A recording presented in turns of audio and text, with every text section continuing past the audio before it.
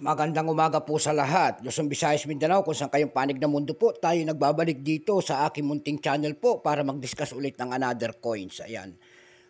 Tinitignan natin talaga dito sa aking YouTube channel kung mga selling ng ating mga barya, kung magkano na talaga ang kanilang mga halaga, dinidemo po natin. Magandang umaga po sa aking mga subscriber po. Thank you so much po sa lahat. Ayan po kung saan kayong panig ng mundo. Yun namang hindi po nakapag-subscribe, makikisuyo lamang po sana at malaking tulong ito sa aking YouTube channel kung kayo mag-subscribe, like, and share po. Thank you so much po sa lahat. Lalo-lalo lang ating mga kolektor dyan. Ayan po, numismatis, kung tawagin, kanimi unahin po, special shoutout natin yan. At ang aking safety dyan, Ruel Mendoza po, dyan sa ating Cervantes. Ayan po, at ang aking partner. Magandang umaga po sa lahat, ang aking kapatid dyan sa MMJ. Ayan po. Magandang umaga po sa lahat. Ayan, ang ating pag-uusapan po ngayon ay ang BSP 1 peso po. Kasi mukhang selling natin kung magkano na kanyang halaga. Ayan po, at nakita natin.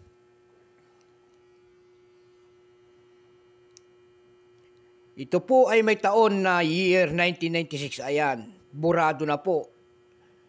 Baka mapapansin nyo po doon sa ating carousel yan, mga burado na po, ginagawa nilang error. Ayan, sa tagal na kasi ng panahon, millennial na. Marami tayong nakita na ganito, doon na burado na mga date, muka, ayan, mga error na tinatawag nila, binibenta po yan. Katulad yung akin na yan, ayan, tulad yan, sa tagal ng panahon, nabura na ang kanyang mga 9. Ayan. Yung kanyang pabilog na 9. Makikita nyo po ang isang imahe ng isang lalaki. Ayan po. Ayan. Nakaharap po sa kanang bahagi po. Diyan sa kanyang harap po may nakalagay na 1 peso.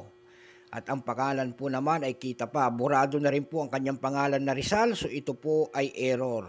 Pwede kong gawing error to kasi sila doon sa carousel. Marami tayong nakikita ng mga burado ng mga tinatawag nilang error. Ayan po. Wala na po yung L at ayan. Tsaka yung letter A as in apple. Ayan po. Rizal po at year 1996. Ito po ay may meat mark. Ayan po.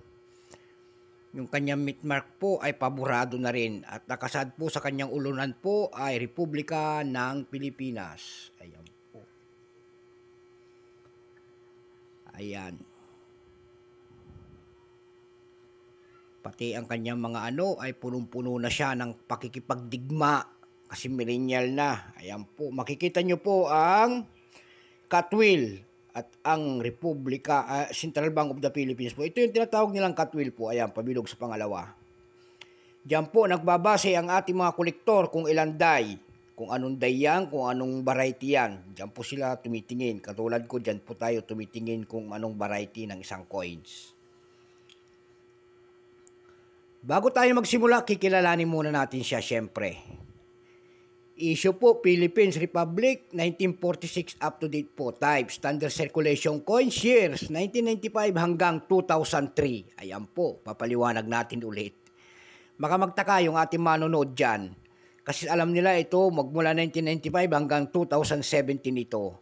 Ito pong year, 1996, ito po ay nakapaloob sa non-magnetic. Ayan, hanggang 2003, kayo iniwalay nila yung non-magnetic at saka magnetic.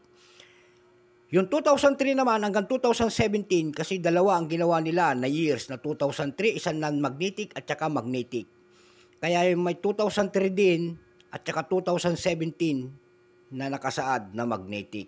Ayan, maliwanag. Ayan, para baka mamaya magtaka na naman kayo na sabihin nyo bakit hanggang 2003 lamang. Hiniwalay po ang non-magnetic at saka magnetic ng ating numista.com. Ayan po. Value, piso. Siyempre, currency, piso, 1967 up to date po. Composition po nito ay copper nickel. May bigat lamang po itong 6.1 grams. May haba po naman itong 21 mm. May kapal po naman itong 1.75 mm. Hugis po nito, syempre, pabilog po. Orientation nito, middle alignment. Number, N-1681. Reference number, KM-269. Ito po, 1996 na ito po ay 36%. Ayan. Wala pa po tayong makikitang mintage dito kung ilang piraso po at ito'y ginagamit pa natin, umiikot pa sa sirkulasyon na pambili po ng ating mga pandagdag sigarilyo po. Ayan. Pero mayroon na itong presyo doon sa ating numista.com kung tawagin ng ating mga kolektor po ay appraisal price pero sa akin ito po ay selling price. Ayan po. Ang kanyang very fine po ay 11 pesos. Ang extra fine 21 po. Ang kanyang almost uncirculated po nito ay 42 pesos. Uncirculated din ay 42 pesos. Baka nagtataka na naman kayo bakit may mga presyo. Yan po. Yan po ay inaano ng ating nimista kapag may ng mga kolektor kaya nagkakaroon po ng presyo. May tinatawag po silang basihan sa isang barya. Ayan, babanggitin na naman natin. May tinatawag silang fine, very fine, extra fine. Ayan po. Almost uncirculated at saka uncirculated po. Ayan. Pag pangit ang barya, pag maganda ang barya, maganda ang quality po, ito ay mahal. Ayan po, katulad ng makikintab. Ayan. Pag itong akin, katulad itong akin, ito naman po ay error coins, sinasabi nila kasi wala na mga date. Ayan. Pag ganito pong klase naman po, ay wala na talagang halaga. Ayan po, at pangit na siya. Ayan. Dako naman tayo sa kanyang presyo. Ayan po. Doon sa ating lumista.com po, may nagbebenta na nito ng $2.15. Ayan. Biruin nyo. Piso lang. Ganun na. 100 mahigit. Ay 200 mahigit pala. Doon sa ab.com naman po nito, may nagbebenta na nito ng 265.99 pesos. Mayroon naman tayo nakita doon na 326 pesos. Ayan. At 152 pesos. Doon naman po sa ating Carousel PH po. Ayan. No mint mark daw. Ayan, sinasabi ko na sa inyo eh. No mint mark ang kanyang coins na bura. So, binibenta niya ang seller po si Alana Maik. Ayan po si Alana Maik po. Nagbebenta po ng 1,500 ang kanyang peso doon. Mayroon din seller doon si Agong Shark. Ayan po. Hindi naman niya sinabi kung error coins yung kanyang error coins. Binibenta niya doon ng 1,000 pesos only. Ayan. Naliwanagan kayo kung mga ganitong mga coins, may mga error, malaki talaga ang halaga. Ayan po, so hanggang dito na lamang po, Luzon, Visayas, Mindanao, kung saan kayong panig ng mundo po, hanggang dito na lamang po. At maraming salamat po sa aking mga subscriber po. Kung gusto nyo ang ganitong mga topic po, yung mga hindi nakapag-subscribe, ayan.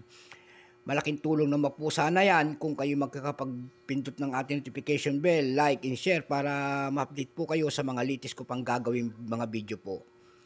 Ayan, God bless po sa lahat. Palubin sana tayo ng Panginoon sa araw-araw nating gawain po, Luzon, Visayas, Mindanao, kung saan kayong panig ng mundo. Bye-bye.